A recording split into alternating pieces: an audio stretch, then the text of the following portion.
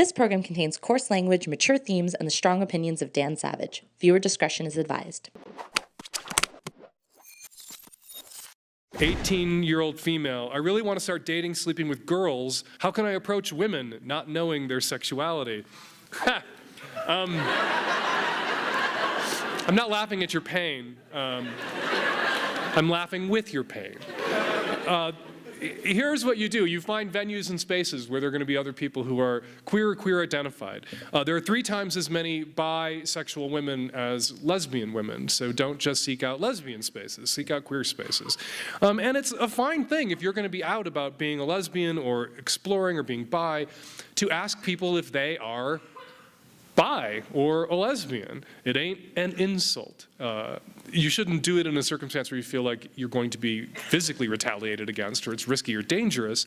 But it's no insult to say to somebody, I'm gay, are you gay? Because if you're gay, ... I want to gay fuck you. And then the best way to process awkwardness is to just own it.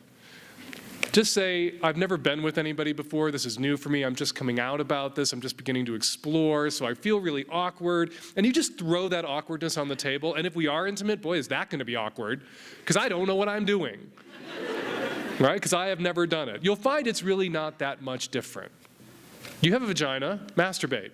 It's like that, except with another person. And then oral, and scissoring and grinding. There's a lot of terrific lesbian sex manuals out there, a lot of terrific lesbian sex information on the web, and you can go find it and you can read up. But you can have so much book knowledge about lesbian sex and how it's done, it's still going to be awkward the first time you do it with another lesbian in your room, in your mouth.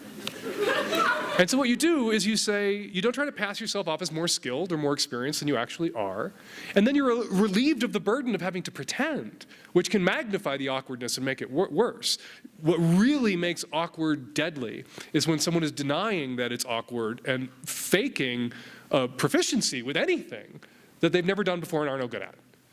Because then the other person's like, wow, she sucks at this, but she's pretending that she's good at this, or I'm supposed to think she's good at this, but she sucks at this. And I can't say that to her because I don't want to hurt her feelings or embarrass her. I'm just not going to see her again, right? You don't want that person to you're the first person you're with to make that kind of judgment. So what you want to say is, I've never done this before, and then your ineptness is part of your charm in the moment. And if that other person is more experienced than you are, they may really relish being able to break you in and teach you to make the weird, squeaky sex noises that they like that other people don't. So you can stay and be that person who makes that change.